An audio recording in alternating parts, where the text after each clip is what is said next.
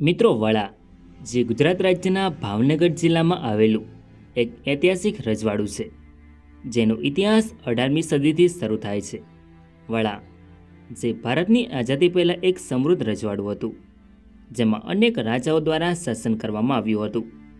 તેમના શાસનકાળ દરમિયાન બાંધવામાં આવેલી ઇમારતો આજે પણ વડામાં જોવા મળે છે, જે જોઈને આપણને વડા રજવાડાનો ઇતિહાસ જાણવાની ઈચ્છાઓ જાગે છે. જેથી આજના વિડીયોમાં આપણે વડા રજવાડાનો ઇતિહાસ જાણીશું. નમસ્કાર મિત્રો, તો સ્વાગત છે એક નવા વિડીયોમાં. સો ફ્રેન્ડ્સ, હું છું ધર્મેશ અને ધર્મેશ પટેલ યુટ્યુબ ચેનલમાં તમારું સ્વાગત છે. સો ફ્રેન્ડ્સ, આજના વિડીયોમાં આપણે વડા રજવાડાનો ઇતિહાસ જાણીશું. સો વિડીયોમાં છેલ્લે સુધી બન્યા રહો. તો ચાલો વિડીયોને શરૂ કરીએ. મિત્રો, વડા જે ગુજરાતના સૌરાષ્ટ્ર વિસ્તારમાં આવેલું એક ઐતિહાસિક રજવાડું છે, જેની સ્થાપના 18મી સદીમાં ગોહિલ રાજપૂતો દ્વારા કરવામાં આવી હતી. તો મિત્રો, સૌપ્રથમ જાણીશું આપણે વડા રજવાડાની સ્થાપના કેવી રીતે થઈ અને કોના દ્વારા કરવામાં આવી. વડા જે પ્રાચીન સમયમાં વલ્લભીપુર તરીકે જાણીતું હતું, જેના પર વાળાઓ દ્વારા શાસન કરવામાં આવતું હતું. ત્યારબાદ અણહિલવાડ પાટણના રાજા મૂળરાજ સોલંકીએ આક્રમણ કર્યું, જેમાં વાળાઓ પરાજય ન થયા. ત્યારબાદ ઈસવીસન 1260ની આસપાસ ઉમરાળાના ગોયલ રાણોજીએ એભાવાળાને મારી નાખ્યા અને આ સ્થળને ઘેરી લીધું. ત્યારબાદ અહીંયાથી વાળાઓના શાસનનો અંત થાય છે. ઈસવીસન 1297થી 1347ની વચ્ચે મુસ્લિમ આક્રમણોથી ગોયલો પોતે તૂટી ગયા અને વાળાઓ ઔરંગઝેબના મૃત્યુ સુધી મુસ્લિમો સાથે રહ્યા. ત્યારબાદ ભાવનગરના રાજા ભાવસિંહજીએ આ પ્રદેશ પર કબજો કર્યો. ભાવસિંહજીને 2 જોડિયા પુત્રો હતા, અખેરાજી અને વિસોજી, જેમાં ભાવનગરની ગાદી તેમના મોટા પુત્ર અખેરાજને મળે છે, જ્યારે વિસોજીને તેમના પિતાએ વાળાનો પ્રદેશ સોંપી દીધો. વિસોજીએ તેમના જોડિયા ભાઈ અખેરાજના ભાવનગરના સિંહાસન પર રાજ્ય પ્રાપ્તિનો વિરોધ કર્યો, પરંતુ તેમના દાવાઓને નકારી કાઢ્યા, જેથી તેઓ વડા પાછા ફર્યા અને વધુ પ્રદેશો જીતી લીધા અને સ્વતંત્રતા જાહેર કરી. ત્યારબાદ ઠાકોર વિસોજીએ એક સ્વતંત્ર વડા રજવાડું સ્થાપ્યું. તો મિત્રો, આવી રીતે શરૂઆત થઈ વડા રજવાડાની. આ રીતે ઈસવીસન 1740માં વલ્લભીપુરની નજીક આવેલા 40 ગામોનો વિસ્તારને સામેલ કરીને વડા રજવાડાની સ્થાપના થઈ. આ રજવાડું 492 ચોરસ કિલોમીટરમાં ફેલાયેલું હતું અને તેનું કેન્દ્ર વલ્લભીપુર હતું. વડા રજવાડાના શાસકો ઠાકોર સાહેબની ઉપાધિ મેળવતા હતા. ઠાકોર વિસાજી ભાવસિંહજી. ઠાકોર વિસાજીએ ઈસવીસન 1740માં વડા રજવાડાની સ્થાપના કરી હતી. તેઓ વડા રજવાડાના પ્રથમ શાસક હતા. ઠાકોર વિસાજી ભાવનગરના રાજા ભાવસિંહજીના બીજા પુત્ર હતા. વડા રજવાડું ભલે નાનું હતું, પરંતુ તેનું ગૌરવ અને શાસન વ્યવસ્થા ગોહિલ રાજપૂતોની પરંપરાઓને અનુસરતી હતી. ઠાકોર વિસાજી, જેઓ વડાના પ્રથમ ઠાકોર સાહેબ બન્યા, તેમણે આ રજવાડાને એક મજબૂત આધાર આપ્યો. તેમના શાસન દરમિયાન રજવાડાએ ખેતી અને વેપારના માધ્યમથી આર્થિક સમૃદ્ધિ મેળવી.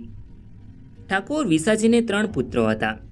નાથુભાઈ, જેઓ વડાના ઠાકોર બન્યા, જ્યારે કાયાભાઈ, જેમને પાટી અને પીપલીની જાગીર આપવામાં આવી, અને જેઠાભાઈ, જેમને રતનપુર અને મંજૂરીના જાગીર આપવામાં આવી હતી. ઠાકોર વિસાજીએ વર્ષ 1740થી 1774 સુધી વડા રજવાડામાં શાસન કર્યું હતું. ત્યારબાદ 1774માં તેમના અવસાન બાદ તેમનો પુત્ર નાથુભાઈ વડાની ગાદી પર આવે છે. ઠાકોર નાથુભાઈ વિસાજી. ઠાકોર નાથુભાઈ વર્ષ 1774માં વડા રજવાડાની ગાદી પર આવે છે. તેઓ વડા રજવાડાના બીજા શાસક હતા. ઠાકોર નાથુભાઈએ અમદાવાદ સાથેની નિકટતાનો ઉપયોગ કરીને ભાવનગરના વિસ્તારોમાંથી અમુક પ્રદેશોને પોતાના રાજ્યમાં સામેલ કર્યા. ઠાકોર નાથુભાઈએ વર્ષ 1774થી 1798 સુધી વડા રજવાડામાં શાસન કર્યું. ત્યારબાદ તેમના અવસાન બાદ તેમનો પુત્ર મેઘાભાઈ વડાની ગાદી સંભાળે છે. ઠાકોર મેઘાભાઈ નાથુભાઈ. ઠાકોર મેઘાભાઈ વર્ષ 1798માં વડા રજવાડાની ગાદી પર આવે છે. તેઓ વડા રજવાડાના ત્રીજા શાસક હતા. ઠાકોર મેઘાભાઈએ વડાને વધુ સ્થિરતા આપી તેમના શાસન દરમિયાન રજવાડાએ પોતાની આસપાસના રજવાડાઓ સાથે સારા સંબંધો જાળવ્યા, જેનાથી શાંતિ અને સમૃદ્ધિ જળવાઈ રહી. ઠાકોર મેઘાભાઈએ વર્ષ 1798થી 1814 સુધી વડા રજવાડામાં શાસન કર્યું હતું. તેમના અવસાન બાદ તેમનો પુત્ર હરબમજી વડાની ગદી સંભાળે છે. ઠાકોર હરબમજી મેઘાભાઈ. ઠાકોર હરબમજી વર્ષ 1814માં વડા રજવાડાની ગાદી પર આવે છે. ઠાકોર હરબમજી વડા રજવાડાના ચોથા શાસક હતા. હરબમજીના શાસનમાં વડાએ બ્રિટિશ સરકાર સાથે વધુ નજીકના સંબંધો બાંધ્યા. આ સમયે બ્રિટિશ ઈસ્ટ ઇન્ડિયા કંપનીએ ગુજરાતના ઘણા રજવાડાઓ સાથે સંધિઓ કરી, જેમાં વડા પણ સામેલ હતું.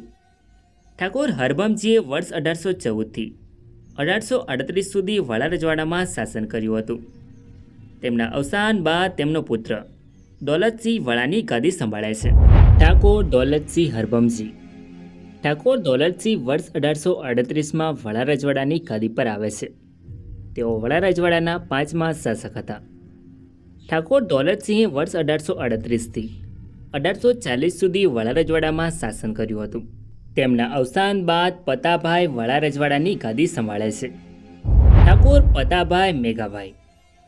ઠાકોર પતાભાઈ વર્ષ 1840માં વડા રજવાડાની ગાદી પર આવે છે. તેઓ વડા રજવાડાના 6થા શાસક હતા. ઠાકોર પતાભાઈએ વર્ષ 1840થી 1853 સુધી વડા રજવાડામાં શાસન કર્યું હતું. તેમના અવસાન બાદ તેમનો પુત્ર પૃથ્વીરાજ વડા રજવાડાની ગાદી સંભાળે છે. ઠાકોર પૃથ્વીરાજજી પતાભાઈ. ઠાકોર પૃથ્વીરાજ વર્ષ 1853માં વડા રજવાડાની ગાદી પર આવે છે. તેઓ વડા રજવાડાના 7મા શાસક હતા.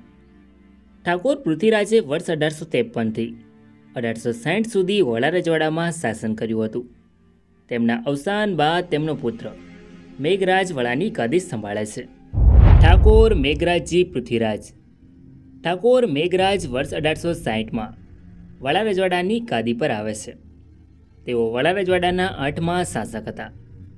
ઠાકોર મેઘરાજે વર્ષ 1860થી 1875 સુધી વડા રજવાડામાં શાસન કર્યું હતું. તેમના અવસાન બાદ તેમના પુત્ર વખતસિંહ વડાની ગાદી સંભાળે છે.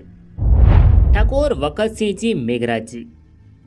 ઠાકોર વખતસિંહજી વર્ષ 1875માં વડા રજવાડાની ગાદી પર આવે છે. તેઓ વડા રજવાડાના 9મા શાસક હતા. મિત્રો, 19મી સદીના અંતમાં વખતસિંહજીએ રજવાડાને આધુનિક બનાવવાના પ્રયાસો કર્યા હતા. ઠાકોર વખતસિંહ રાજકોટની રાજકુમાર કોલેજમાં ભણ્યા હતા, જેનાથી તેમની વહીવટી ક્ષમતાઓ વધી. તેમણે શિક્ષણ અને આરોગ્ય સુવિધાઓ પર ધ્યાન આપ્યું. ઠાકોર વખતસિંહે વર્ષ 1875થી 1943 સુધી વડા રજવાડામાં શાસન કર્યું હતું. ત્યારબાદ તેમના અવસાન પછી તેમનો પુત્ર ગંભીરસિંહ વડા રજવાડાની ગાદી સંભાળે છે. ઠાકોર ગંભીરસિંહજી વખતસિંહજી. ઠાકોર ગંભીરસિંહ વર્ષ 1943માં વડા રજવાડાની ગાદી પર આવે છે. તેઓ સ્વતંત્ર વડા રજવાડાના 10મા અને છેલ્લા શાસક હતા. ઠાકોર ગંભીરસિંહના શાસન દરમિયાન ભારતની સ્વતંત્રતા નજીક આવી રહી હતી. તેમણે હેરો સ્કૂલ લંડનમાં શિક્ષણ લીધું હતું. મિત્રો, ભારત દેશમાં 1947 સુધી અંગ્રેજોનું શાસન રહ્યું હતું, જેમાં વડા રજવાડું કાઠિયાવાડ એજન્સીમાં આવતું હતું. 1947માં ભારત દેશ અંગ્રેજોના શાસનમાંથી આઝાદ થયો. ત્યારે ભારતનું વિભાજન થયું. ત્યારે ભારતના ભૂતપૂર્વ મૂળ રાજ્યોને નવા રચાયેલા ભારત સંઘ અને પાકિસ્તાન ગમે તે એકસાથે જોડાવાનો વિકલ્પ આપવામાં આવ્યો હતો. ત્યારે વડા રજવાડાના છેલ્લા શાસક ઠાકોર ગંભીરસિંહજીએ 15 ફેબ્રુઆરી 1948ના રોજ વડા રજવાડાને ભારત સંઘમાં સામેલ કર્યું, જ્યાં જે ગુજરાત રાજ્યના ભાવનગર જિલ્લાનો વલ્લભીપુર તાલુકો છે. મિત્રો, વડા રજવાડો કુલ 492 સ્ક્વેર કિલોમીટરમાં ફેલાયેલું હતું, જેમાં 40 ગામોનો સમાવેશ થતો હતો. વડા રજવાડાને વલ્લભીપુર રજવાડા તરીકે પણ ઓળખવામાં આવતું હતું, જેની રાજધાની વલ્લભીપુરમાં હતી. વડા રજવાડામાં વર્ષ 1921ની વસ્તી 11,386 હતી. મિત્રો, આ છે વડા રજવાડાનો ધ્વજ, જે તમે સ્ક્રીન પર જોઈ શકો છો. જ્યારે આ છે વડા રજવાડાના શાસકોની કોટ ફી. સો ફ્રેન્ડ્સ, આ તો વડા રજવાડાનો ઇતિહાસ. આઈ હોપ કે તમને આ વિડીયો ગમ્યો હશે. સો વિડીયોને લાઇક કરીને કમેન્ટમાં તમારો અભિપ્રાય જરૂર લખો. અને ચેનલમાં નવા હોય તો આવા જ નવા વિડીયો જોવા માટે ચેનલને સબસ્ક્રાઈબ જરૂર કરો. તો મળે નેક્સ્ટ વિડીયોમાં. ધન્યવાદ.